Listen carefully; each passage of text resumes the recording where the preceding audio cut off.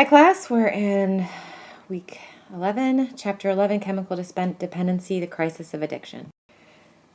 So there's a really long history going back to like the Romans. I mean, as long as there's been alcohol and drugs, since man first stepped foot on the planet, there's a long history of trying to attempt to treat substance abuse. There's definitely whole countries that creating illegal drugs is the basis of their economy. Even in America, you look at how alcohol and tobacco have played a significant role in our gross domestic product. So, it's very prevalent. How prevalent is it? Alcohol consumption has declined by about 15% over the past 2 decades. But the important percentage is this: 10% of those who drink consume 50% of the alcohol used in the United States. That 10% translates into approximately 16 million people who are heavy drinkers, 55 million who are binge drinkers, or people who consume 5 or more drinks at one sitting, and 18.7 million people abuse or are addicted to alcohol and they need treatment. So overall, about 22.2 million people in the United States abuse legal or also illegal drugs, enough to need treatment. That's a lot of people. And then we're looking at tobacco. Tobacco is used by 71.5 million people in the United States. So it's a lot of people. What they find when they look at a national comorbidity study is that drug abusing behavior in men and women in the 15 to 54-year-old population in the United States, it's basically 1 in 13 people at some time in their life will have such a problem with a controlled substance that they are dependent on it. And about 1 in 6 will have a problem with alcohol such that they are dependent on it. And those are kind of conservative estimates. So set and setting define which situations are considered appropriate for drug use and which are not. Nowhere is this clearer than in the belief that alcohol automatically releases inhibitions. In a comprehensive study in the number of tribes in southern Africa, who all have very different beliefs about what is appropriate and inappropriate behavior, researchers found that people would not automatically lose their inhibitions and violate norms as a result of ingesting alcohol unless the particular culture permitted it. So it's this idea that alcohol and drugs have culturally specific rules, sanctions, prohibitions, admonitions, and permissions. Although there are cultural implications, we can't stereotype. So talks a lot about how, in the book, it talks about Native Americans and sort of the stereotype around their use of alcohol. We can't stereotype by culture. So alcohol is not, surprisingly, is the number one abused substance. And you can look on page 351. It goes into each of these factors that are on this PowerPoint. So I'm just going to let you read through that. The controversy surrounding alcohol use is it a biological disease or a disease with one's ability to cope with life? So that's an interesting question that still needs to be answered.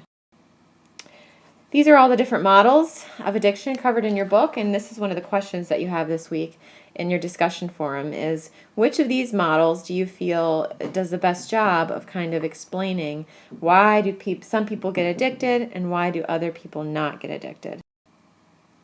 These are just continuing from the last slide. So these are all definitions of commonly used terms when you talk about substance use or abuse, addictive behavior, dependence, codependence. How is it defined? So I'm just going to let you read through that. They're on pages 354 to 356 in your book, and they're important for you to understand.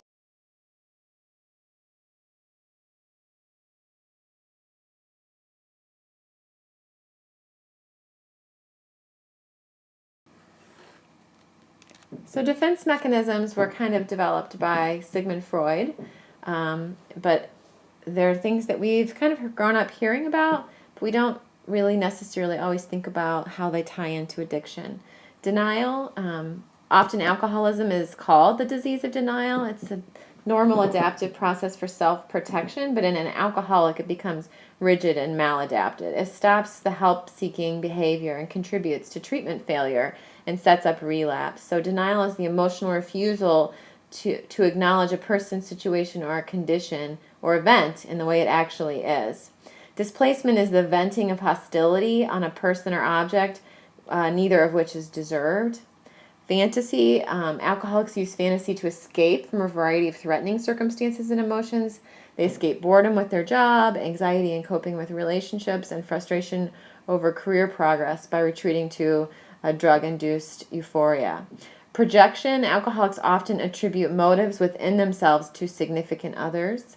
Rationalization, they make all kinds of excuses to support their behavior.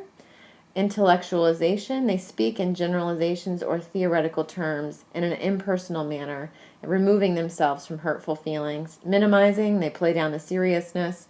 Reaction formation occurs as a defense against perceived threats and is one of the most harmful defense mechanisms because it distances the dependents from their true feelings.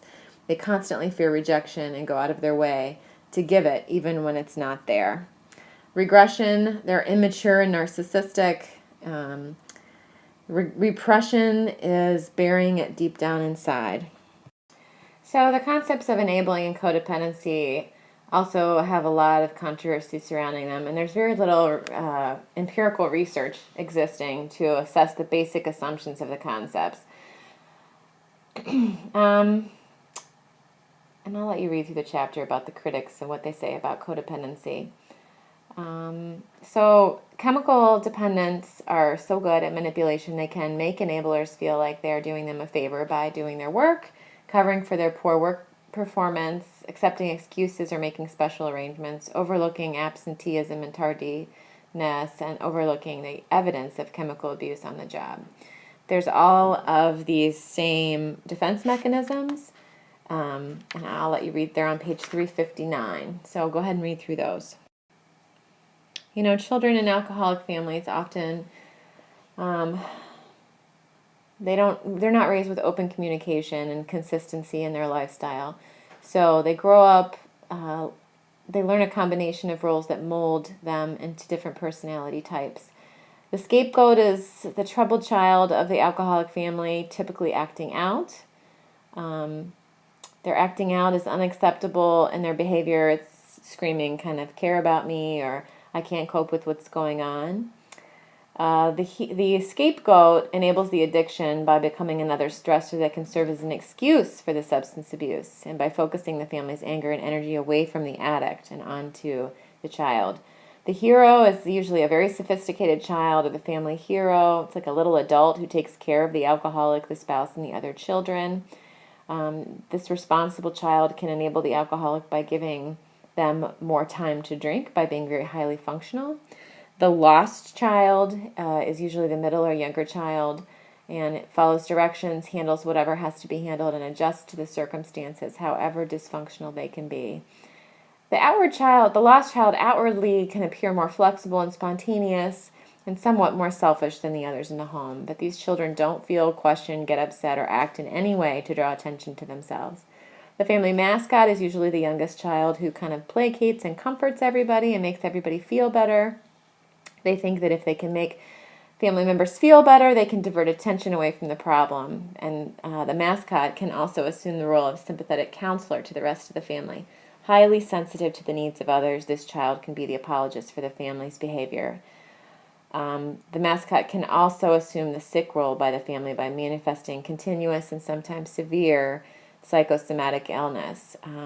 This overprotected child becomes the illness focal point for the family and enables the chemical dependency by deflecting the family. There's a lot of family rules. I'll let you go ahead and read those. So these are some of the adult children of alcoholic facts. Addiction has a genetic component, but it can also be learned. It's the nature-nurture sociological variables. You know, we don't become a product of our environment, but we're not totally our biology either. Emotional issues. There are some emotional issues like trust, dependency, control, guilt. Identification and expression of feelings can be difficult and threatening. there's effects of the childhood roles. Can adaptive roles from childhood follow them into adulthood? It's important to separate out who you were as a child and what was effective when you were a child for survival to what you need to be a healthy adult. These are all the treatment approaches, and you need to read these in your text. These are also part of your assignment for this week. So a researcher named Prochaska came up with the stages of change to use when looking at, are people really ready for change? All of us want to change things in our lives, but some of us aren't ready to do that. We say we are, but we actually really may not be. So Prochaska's stages of change start with pre-contemplation. The person doesn't recognize that the problem exists and is still using drugs. Contemplation, they're starting to think about maybe stopping, but there's some ambivalence about that. About 40% of alcohol abusers can be found in contemplation stage at any given time. Abusers can be dissatisfied with what the drugs are doing to them, but they may go on for years in this stage before moving forward. Preparation, the person has made a decision to quit in the near future. They're not quite there yet. Action, only about 20% of addicted persons can be found in the last 3 stages of change. This person is ready to start taking active steps, such as entering treatment to change their addictive behaviors.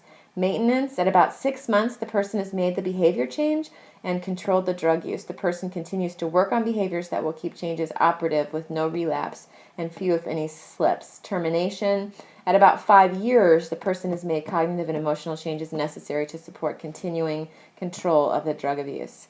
Motivational interviewing is a technique that our therapists will use that coincides nicely with the Prochaska stages of the motivation to change model. Motivational interviewing has become the gold standard for initiating interaction with substance abusers. Motivational stance is critical to the worker's interview and is composed of 3 specific behaviors: affirming the clients for having the courage to even contemplate changing and acknowledge the difficulty of doing so; 2, developing clients' awareness of discrepancies in their current situation and getting them to start making value judgments about how well their substance abuse is serving their interests; and 3, accurately summarizing the client's situations and feelings without injecting the worker's value judgments. On page 373 through C374, Ray and Gordon have a motivational interview, and you should read through that. So these are just different assessments, and there's some under your lesson this week too. I think the problem is an interesting one. The general rule of thumb is that whatever a person reports drinking should be doubled. People aren't always honest in their self-reports, but it's hard to measure validity for some of these assessments.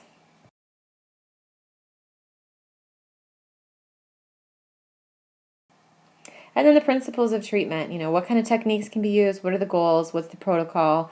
Do we use individual and a group therapy? How do they learn relationship skills? How do they learn to accept responsibility for what they've done and for going forward in their life? How do they get past denial?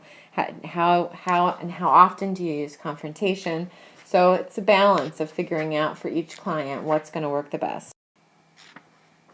It used to be that relapse was viewed as a failure in chemical dependency treatment, but now people have accepted that relapse is more a part of the treatment. So it's really important that they have an aftercare plan. And so all of these are continuing principles, but when you look at, the role of aftercare, staying supported and staying connected with people in recovery seems to be a very high measure of whether people can succeed. And there has to be grace for when they fall. So oftentimes it takes many times before people kind of make that final commitment to their sobriety.